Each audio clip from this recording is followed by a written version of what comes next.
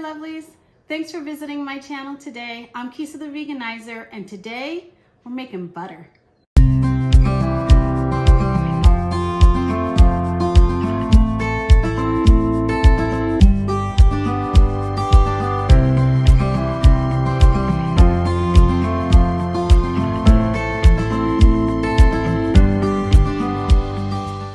I've made butter about 1,000 times over the last couple of years now, and I've actually already recorded myself making the butter.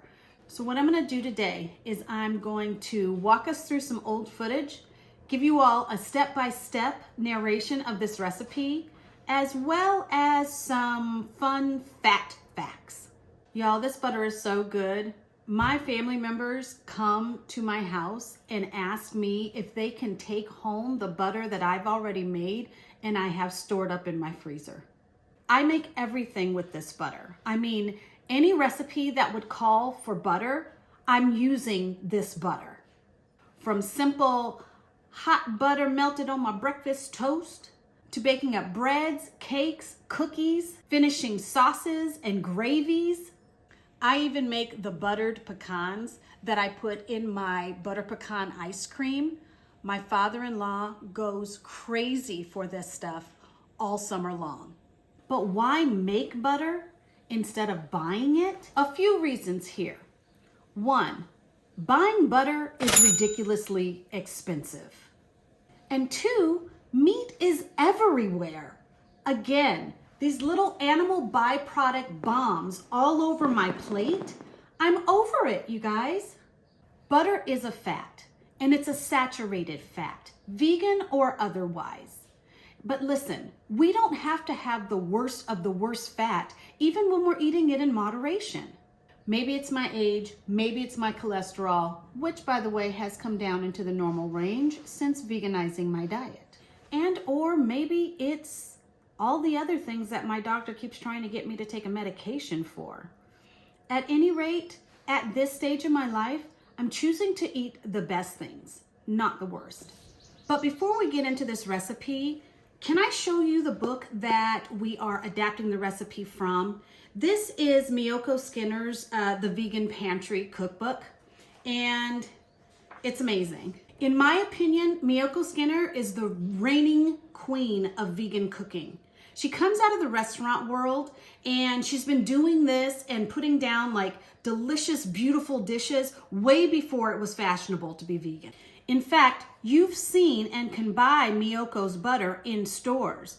But again, this is 2024 and apparently we're living in an inflation drag race, y'all.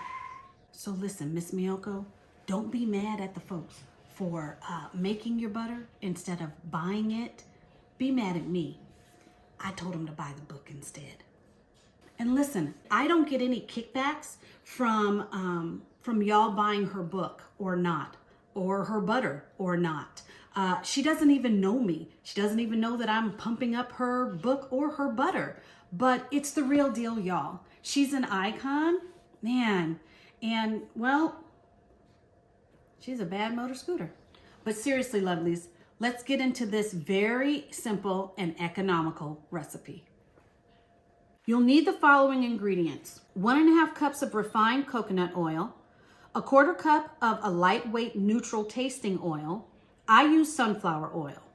Then 1/2 cup of Greek-style plant-based yogurt, 2 teaspoons of sunflower lecithin, which you can get on Amazon. Side note, lecithin is a substance extracted from sunflowers. It's what causes the emulsification in this recipe and many other foods we already eat. Lastly, you'll need 1/2 teaspoon of kosher salt.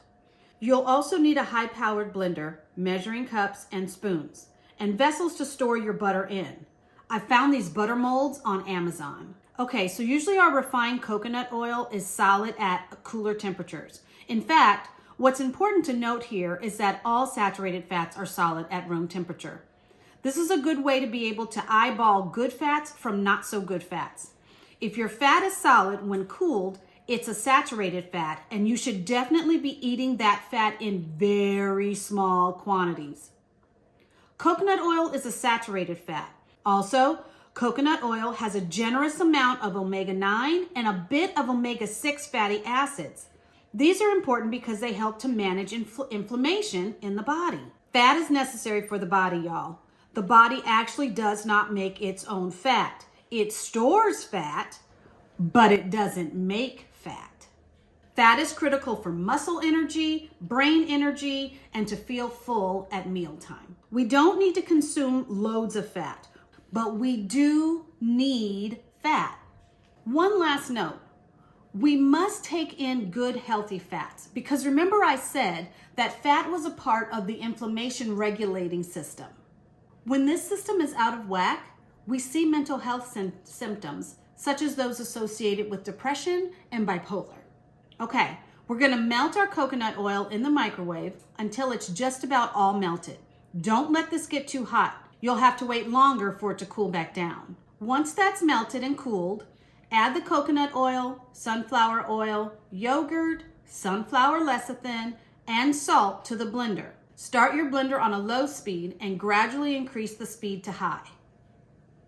Let this run for at least 1 minute, but try not to go more than 2 minutes. You don't want this to curdle. Immediately pour this mixture into whatever container you're going to use to store it. I love these butter molds because I can measure it out in 1 tablespoon amounts for recipes later because the mold has these ridged lines in it. Get this into your fridge until it is cold and solid all the way through. Likely that's at least 2 to 3 hours. I remove the sticks from the molds and store them in the freezer.